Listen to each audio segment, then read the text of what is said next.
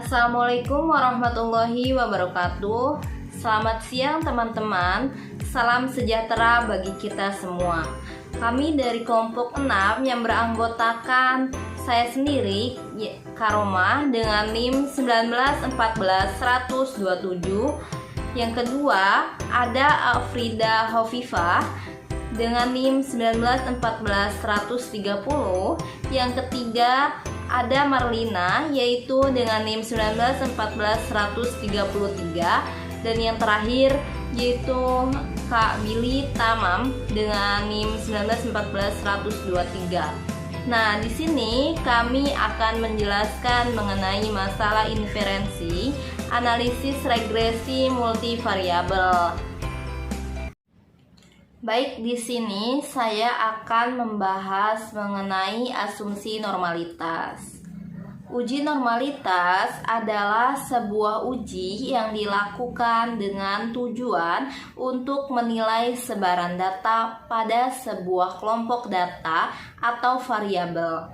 Apakah sebaran data tersebut berdistribusi normal ataukah tidak? Uji normalitas berguna untuk menentukan data yang telah dikumpulkan berdistribusi normal ataukah diambil dari populasi normal. Metode klasik dalam pengujian normalitas suatu data tidak begitu rumit. Berdasarkan pengalaman empiris beberapa pakar statistik, data yang banyaknya lebih dari 30 angka, N lebih dari 30, maka sebuah data diasumsikan berdistribusi normal. Biasanya dikatakan sebagai sampel besar.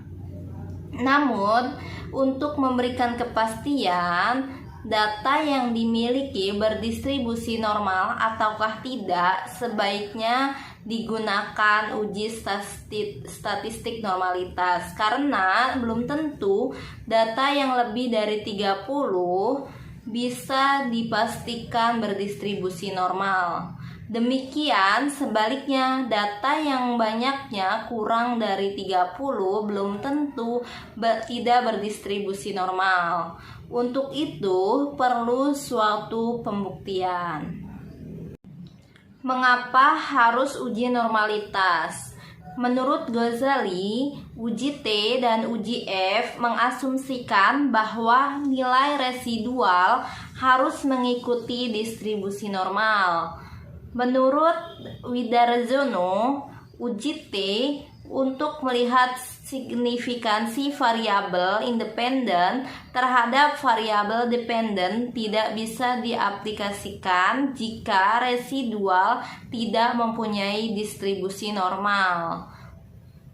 Kapan uji normalitas dilakukan? Menurut Iqbal, pada beberapa metode penggunaan distribusi normal bagi sebuah data merupakan suatu keharusan, tapi bagi metode lainnya tidak. Salah satu yang menjadi keharusan sebuah data residualnya bukan variabelnya terdistribusi normal adalah dalam regresi linier dengan OLS, di mana salah satu asumsi klasik dalam regresi linier mengharuskan residual model terdistribusi normal. Nah, bagaimana cara mendeteksi residual berdistribusi normal atau tidak? Yaitu menggunakan analisis grafik dan analisis statistik. Dalam analisis statistik, yaitu pertama menggunakan chi-square, yang kedua yaitu menggunakan Kolmogorov-Smirnov, yang ketiga yaitu menggunakan Lilliefors, yang keempat yaitu Shapiro-Wilk, dan yang kelima Jarku-Bera. Analisis grafik. Menurut Ghazali, dasar pengambilan keputusan yang pertama Jika data menyebar di sekitar garis diagonal atau grafik, histogramnya menunjukkan pola distribusi normal, maka model regresi yang memenuhi asumsi normalitas. 2.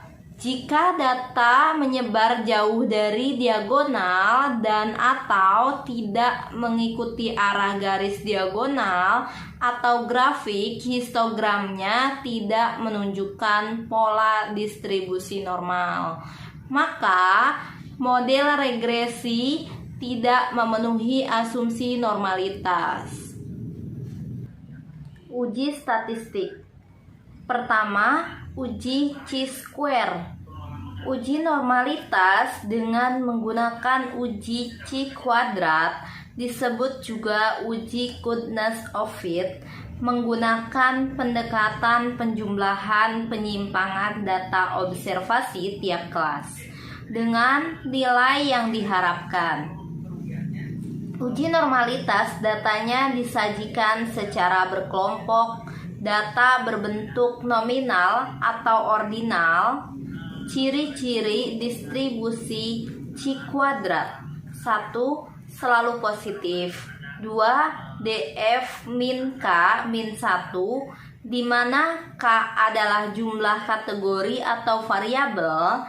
Jadi bentuk distribusi chi kuadrat tidak ditentukan banyaknya sampel, melainkan banyaknya derajat bebas.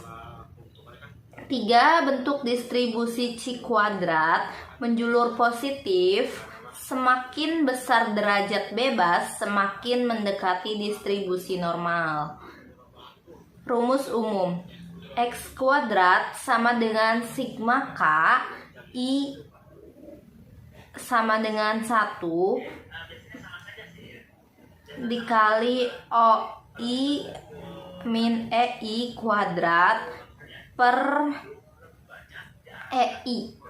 X kuadrat adalah nilai peubah acak yang distribusi sampelnya didekati oleh distribusi chi kuadrat dengan derajat kebebasan V sama dengan K min 1. K sama dengan jumlah sel atau kelas, OI frekuensi amatan, EI frekuensi harapan. Uji Kolmogorov-Smirnov. Menurut Widarjono, dasar pengambilan keputusannya adalah 1. Apabila nilai signifikansinya lebih besar dari tingkat signifikansi yang telah ditentukan, maka dapat disimpulkan bahwa residual berdistribusi normal berlaku sebaliknya. 2. Pengujian Kolmogorov-Smirnov digunakan untuk sampel data yang berukuran lebih dari 2000 sampel, sehingga disarankan untuk menggunakan uji Kolmogorov-Smirnov untuk data di atas 50 sampel, N lebih dari 20 dan kurang dari sama dengan 1000. Dalam pengujian, suatu data dikatakan berdistribusi normal apabila nilai signifikansi lebih dari 0,05, sig lebih dari 0,05. Uji Lilliefors. Uji Lilliefors digunakan untuk menguji apakah data itu berdistribusi normal ataukah tidak. Terdapat persyaratan untuk menggunakan metode Lilliefors ini, yaitu 1.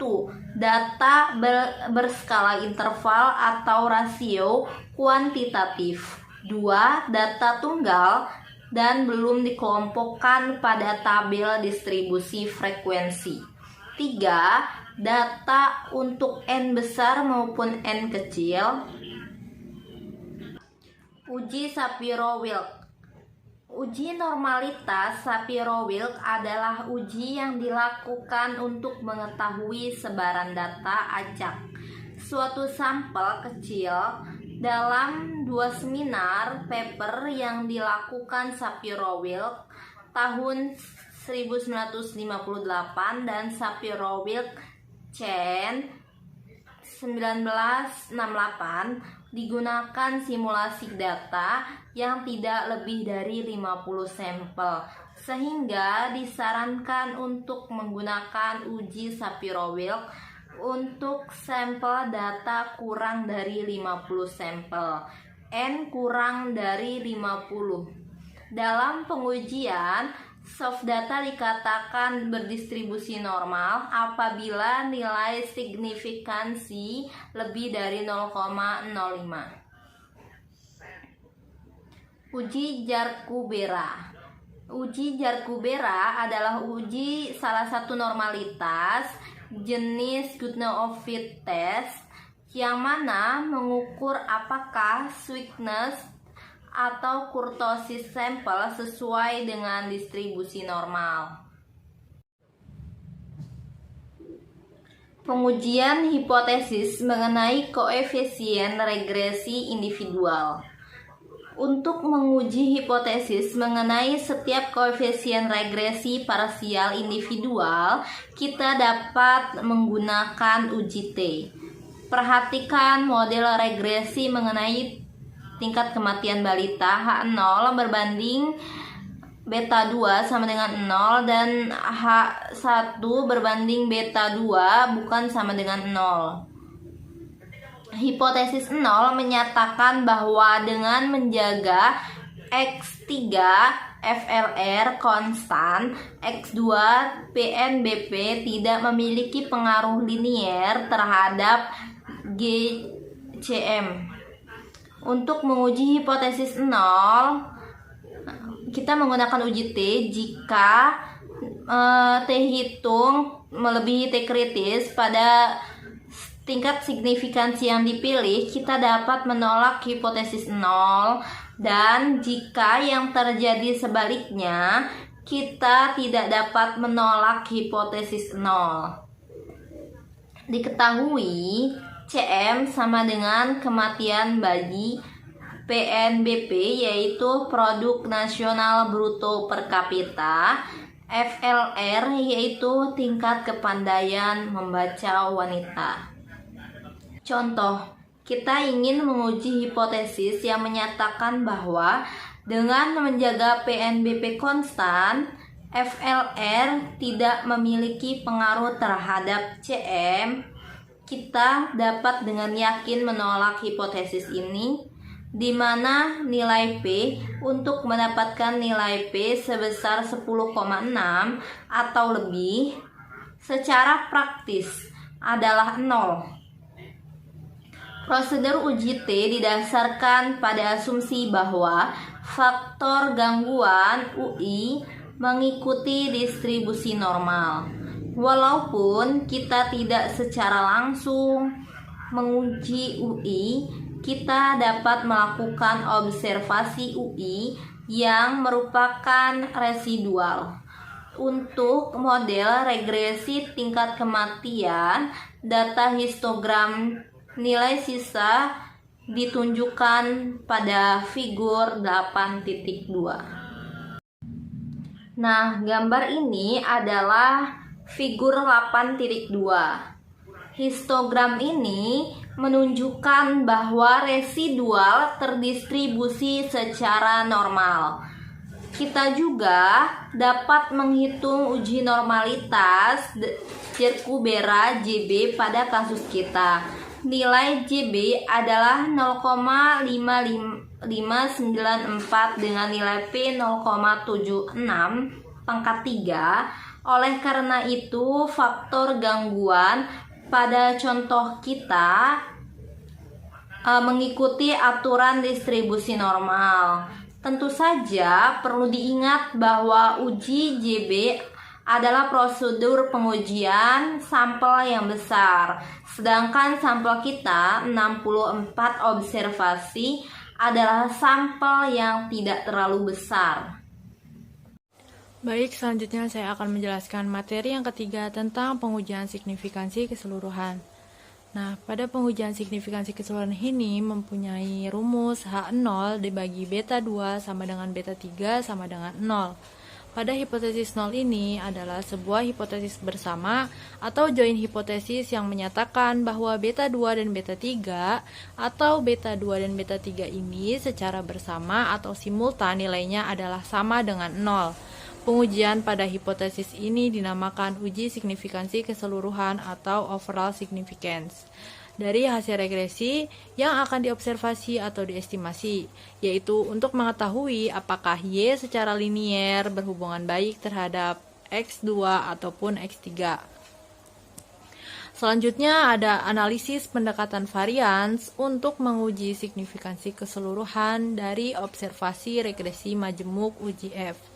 Pada hipotesis gabungan ini bisa diuji dengan melakukan teknik analisis varian atau ANOVA dengan dapat didemonstrasikan mengingat persamaan sebagai berikut, yaitu sigma Y pangkat 2 sama dengan beta 2 sigma YI X2I ditambah beta 3 sigma YI X3I ditambah sigma U pangkat 2 atau TSS sama dengan ESS ditambah RSS.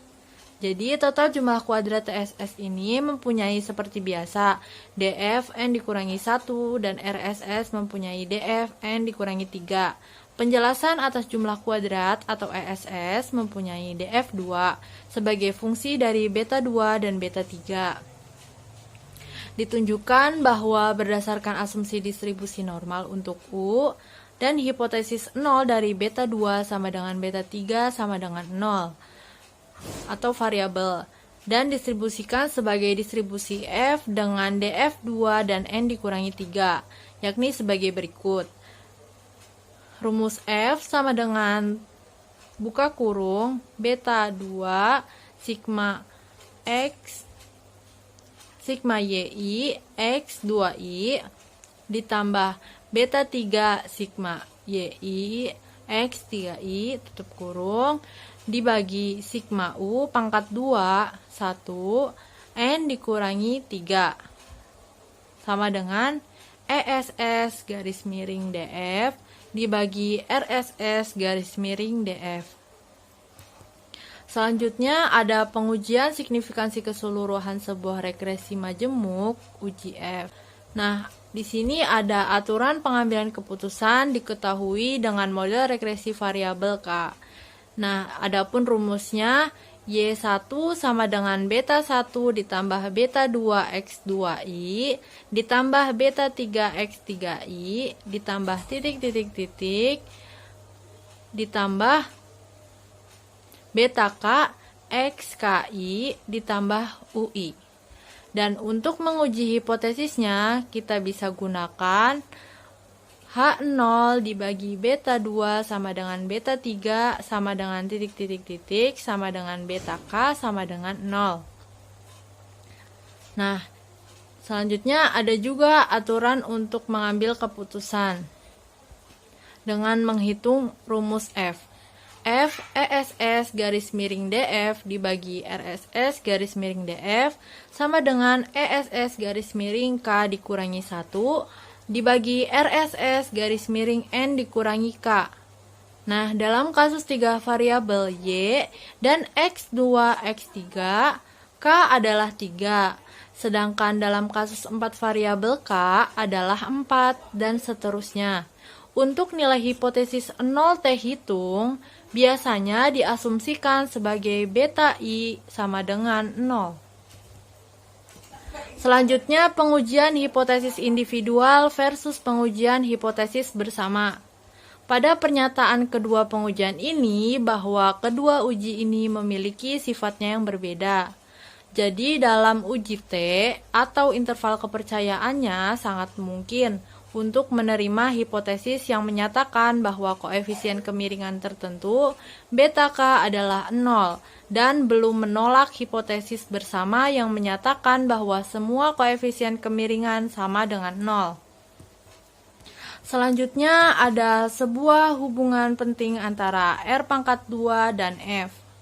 Di sini kita dapat melihat bahwa F sama dengan ESS garis miring 2 dibagi RSS garis miring N dikurangi 3 ini didistribusikan sebagai distribusi F dengan DF2 dan N dikurangi 3. Nah, secara umum pada kasus variabel K atau termasuk pada faktor interceptnya, jika mengasumsikan bahwa faktor gangguan terdistribusi secara normal dan hipotesis nolnya. H0 dibagi beta 2 sama dengan beta 3 sama dengan titik-titik-titik sama dengan beta K sama dengan 0. Dengan beta K sama dengan 0. Kemudian, hal tersebut mengikuti persamaan. F sama dengan ESS garis miring 2 dibagi RSS garis miring N dikurangi 3. Ini juga mengikuti distribusi F dengan DFK dikurangi 1 dan N dikurangi K.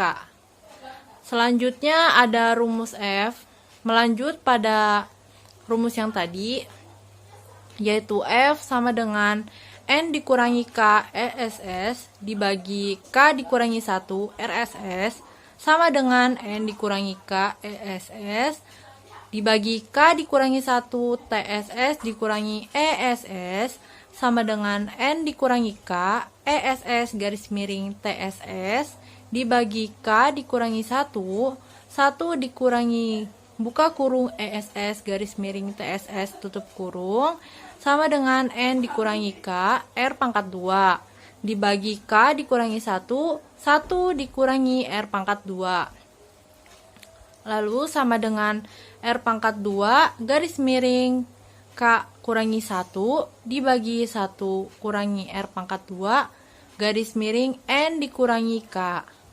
Nah, di mana menggunakan definisi ini bahwa R pangkat 2 sama dengan ESS atau TSS. Jadi, ini menunjukkan bahwa bagaimana F dan R pangkat 2 itu berhubungan erat. Ketika R pangkat 2 dikurangi 0, maka nilai F adalah 0. Semakin besar nilai R pangkat 2, maka semakin besar pula nilai F. Jika dalam fungsi limit, ketika R pangkat 2 sama dengan 1, maka nilai F tidak terhingga. Jadi, uji F di mana mengatur keseluruhan signifikansi dari regresi yang diestimasi juga merupakan sebuah uji signifikansi dari R pangkat 2. Dan untuk kasus 3 variabel, persamaannya itu menjadi F sama dengan R pangkat 2 garis miring 2 dibagi 1 dikurangi R pangkat 2 garis miring N dikurangi 3.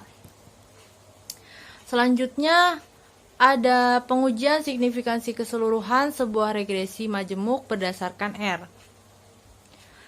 Yaitu diketahui bahwa model regresi dengan variabel K-nya itu YI sama dengan beta 1 ditambah beta 2 X2I ditambah beta 3 X3I ditambah titik-titik-titik ditambah beta K XKI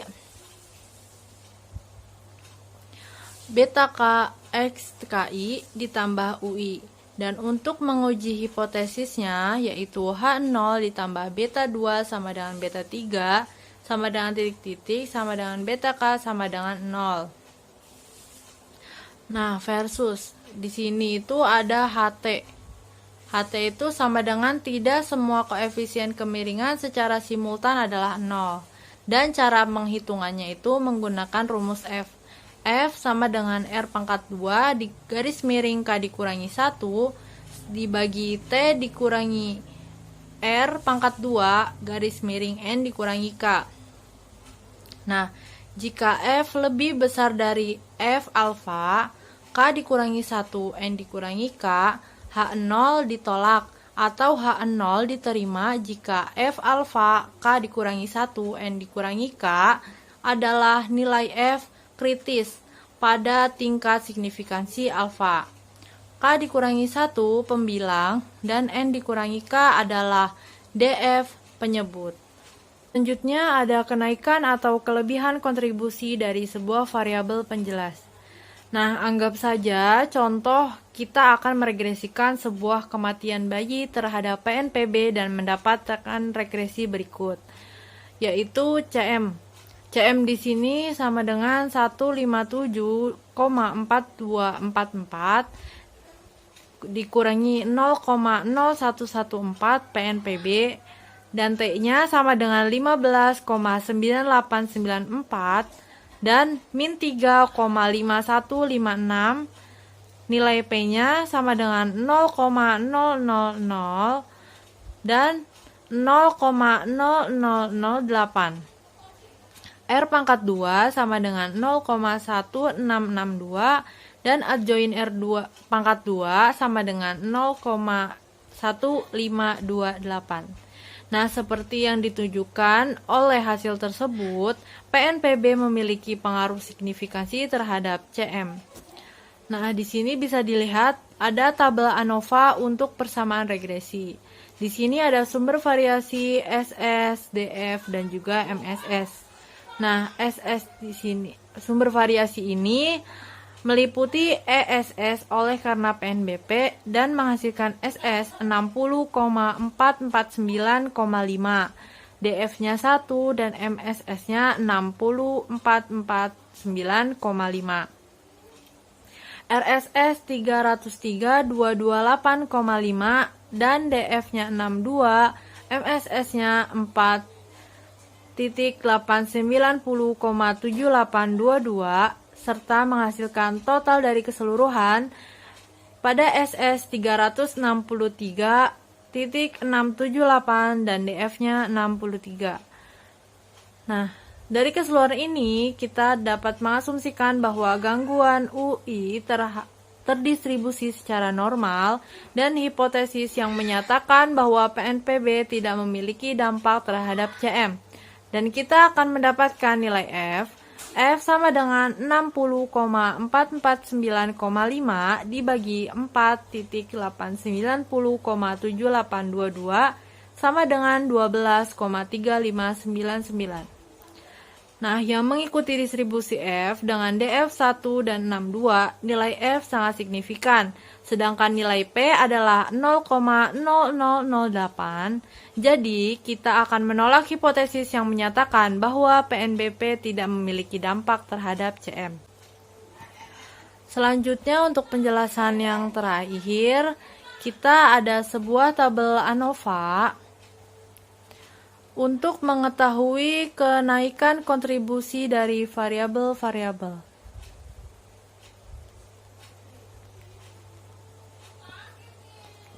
Jadi di sini ada sama seperti tadi ya, ada sumber variasi SS, DF dan juga MSS. Sumber variasi di sini ada ESS oleh karena X2 sendiri, yaitu mendapatkan Q1 sama dengan beta pangkat 2I 2 sigma X pangkat 2 DF-nya 1 MSS Q1 dibagi 1 dan ESS oleh karena tambahan variabel X3 ada Q2 sama dengan Q3 dikurangi Q1 yaitu 1 DF-nya dan MSS-nya Q2 dibagi 1. Selanjutnya ada ESS oleh karena kedua X2 dan X3. Di sini SS-nya Q3 sama dengan beta 2 sigma YI X2I ditambah beta 3 sigma YI X3I. Dan DF-nya 2, MSS-nya Q3 per 3. Lalu ada RSS. RSS-nya di sini SS-nya itu Q4 sama dengan Q5 dikurangi Q3. Dan DF-nya N dikurangi 3. MSS-nya Q4. Dan totalnya Q5 sama dengan sigma Y pangkat 2. DF-nya N dikurangi 1 dan MSS-nya N dikurangi 3. Nah, dari hasil semua ANOVA ini, maka kita formulasikan dengan menggunakan rumus F. Rumus F-nya itu F sama dengan Q2 garis miring DF dibagi Q4 garis miring DF. Sama dengan ESS baru dikurangi ESS lama, garis miring jumlah regresor yang baru, dibagi RSS baru per DF, sama dengan N dikurangi jumlah parameter di dalam model yang baru, sama dengan Q2 garis miring 1 dibagi Q4 garis miring 61.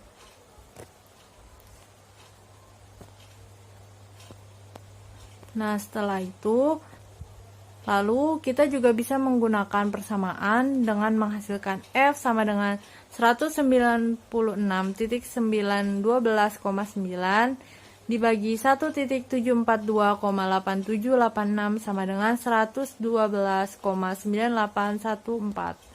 Jadi, berdasarkan asumsi seperti biasa, nilai F itu akan mengikuti distribusi F dengan DF1 dan 62. Jadi sebaiknya kita harus memeriksa bahwa nilai F itu sangat signifikan, menunjukkan bahwa pada penambahan FLR ke dalam model meningkatkan ESS secara signifikan dan nilai R pangkat 2. Oleh karena itu, FLR itu seharusnya ditambahkan ke dalam model. Jadi secara kebetulan rasio F dari persamaan dapat dinyatakan hanya dengan menggunakan nilai R pangkat 2.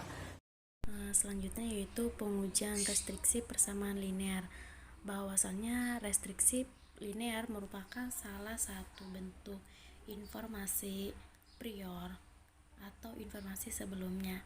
Nah, menurut Berger pada tahun 1980 telah dijelaskan bahwasannya informasi prior untuk parameter beta adalah suatu informasi non-sample yang muncul dari pengalaman masa lalu dengan situasi yang sama dan parameter beta yang sama. Nah, kemudian dalam teori ekonomi bahwa koefisien dari model regresi harus memenuhi kriteria atau harus memenuhi beberapa restriksi persamaan linear. Nah, dicontohkan dari fungsi produksi dari Cobb-Douglas, yaitu dengan rumus YI sama dengan beta 1 X pangkat beta 2 2I X pangkat beta 3 3I E pangkat UI. Nah, ada juga ya keterangannya, yaitu yang dimana Y itu sebagai output, X1 sebagai input tenaga kerja, dan terakhir X2 sebagai input modal. Jika kita tuliskan dalam suatu logaritma, maka akan menjadi in YI sama dengan beta 0 ditambah beta 2 in X2I ditambah beta 3 in X3I ditambah UI, atau juga yaitu menjadi beta 0 sama dengan in beta I. Nah, atau juga ya bisa menjadi output yang sama dari kombinasi input, yaitu beta 2 ditambah beta 3 sama dengan 1. Pengujian restriksi persamaan linear memiliki dua pendekatan. Yang pertama, pendekatan uji T. Nah, pendekatan uji T atau disebut dengan prosedur atau model yang paling sederhana yang digunakan untuk menyelesaikan suatu persamaan tanpa menghitung restriksi. Nah, ataupun uji hipotesisnya itu atau restriksinya bisa dilakukan dengan uji T, misalnya dari persamaan atau rumus yang telah disediakan di video atau di PPT. Mohon maaf jika kurang jelas, memang referensi yang saya temukan itu memang seperti itu ya teman-teman, mohon maaf. Nah, ketika beta 2 ditambah beta 3 sama dengan 1 berdasarkan hipotesis 0 yang dimana penyebut adalah standar error dari beta 2 ditambah beta 3. Kedua, pendekatan uji F, yaitu pendekatan uji F ini itu digunakan untuk menentukan apakah restriksi linear dipenuhi setelah mengestimasi regresi yang tidak terbatas. Adapun persamaan yang dirumuskan sebagai beta 2 sama dengan 1 dikurangi beta 3, atau beta 3 sama dengan 1 dikurangi beta 2, atau juga dituliskan dalam fungsi berdasarkan Kapf-Douglas, yaitu dirumuskan sebagai in y i sama dengan beta 0 ditambah dalam kurung 1 dikurangi beta 3 in x2i ditambah beta 3 in x3i ditambah ui sama dengan beta 0 ditambah in x2i ditambah beta 3 dalam kurung in x3i dikurangi n in x2i ditambah ui, yang dalam keterangannya itu bahwa YI atau X2I digunakan untuk rasio output atau tenaga kerja, dan X3I atau X2I digunakan sebagai rasio kapital tenaga kerja. Dari pendekatan UJF ada yang dinamakan dengan pendekatan UJF umum yang digunakan. UJF umum ini digunakan untuk persamaan atau ekuivalen. Adapun persamaannya itu yang digunakan atau dirumuskan Y1 sama dengan beta 1 ditambah beta 2 X2I ditambah beta 3 X3I, beta K XKI ditambah UI. Dari persamaan tersebut bisa kita aplikasikan ke hipotesis menjadi H0 dibagi beta 2 sama dengan beta 3, atau H0 dibagi beta 3 ditambah beta 4 ditambah beta 5 sama dengan 3. Kemudian melibatkan beberapa restriksi linear pada parameter dari model dengan variabel K atau hipotesis, yaitu H0 dibagi beta 3 sama dengan beta 4 sama dengan beta 5 sama dengan beta 6 sama dengan 0. Materi terakhir yaitu mengenai pengujian atau stabilitas struktural atau parameter dari model regresi menggunakan uji Chow. Jadi di sini terdapat tabel 8.9. Tabel ini memberikan data mengenai pendapatan bersih pribadi setelah dikurangi pajak dan data tabungan pribadi dalam satuan miliar dolar untuk AS tahun 1970 sampai 1995. Anggap kita ingin mengestimasi sebuah fungsi tabungan sederhana yang menghubungkan antara tabungan Y dan pendapatan bersih disposable income atau DPI atau X. Oleh karena kita memiliki data, kita dapat memperoleh regresi OLS Y terhadap X. Nah, berikut ini tabelnya ya, mengenai tabungan pendapatan bersih pribadi miliar dolar AS 1970 sampai 1995. Nah, sekarang kita mendapat tiga kemungkinan regresi seperti yang teman-teman lihat di PPT tersebut ya. Regresi 8.7.3 mengasumsikan bahwa tidak ada perbedaan di antara dua periode waktu tersebut, sehingga estimasi hubungan antara tabungan dan DPI untuk seluruh periode observasi terdiri atas 26 observasi. Dengan kata lain, regresi ini mengasumsikan bahwa intercept seperti halnya koefisien kemiringan tetap sama sepanjang waktu, yang berarti tidak adanya perubahan struktural. Jika fakta ini adalah situasinya, alfa 1 sama dengan lambda 1 sama dengan Y1 dan alfa 2 sama dengan lambda 2 sama dengan Y2. Regresi 8.7.1 dan 8.7.2 mengasumsikan bahwa regresi pada kedua periode waktu adalah berbeda.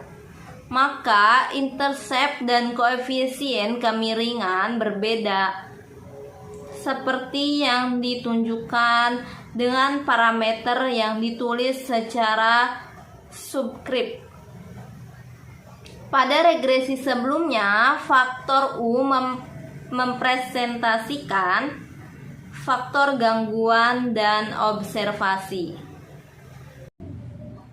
Untuk data yang diberikan pada tabel 8.9, bukti empiris pada ketiga regresi tersebut adalah sebagai berikut. Nah, teman-teman bisa dilihat ya pada slide ini. Pada regresi sebelumnya, RSS melambangkan jumlah kuadrat residual dan nilai-nilai yang ada di dalam kurung adalah nilai T yang diestimasi. Apabila kita memperhatikan hasil regresi yang diestimasi, maka terlihat bahwa hubungan antara tabungan dan DPI tidaklah sama. Ada dua subperiode waktu. Kemiringan dari regresi tabungan DPI sebelumnya menyatakan kondisi kecenderungan tambahan tabungan marginal propensity to save MPS, yaitu perubahan rata tabungan seseorang terhadap peningkatan yang terjadi pada DPI.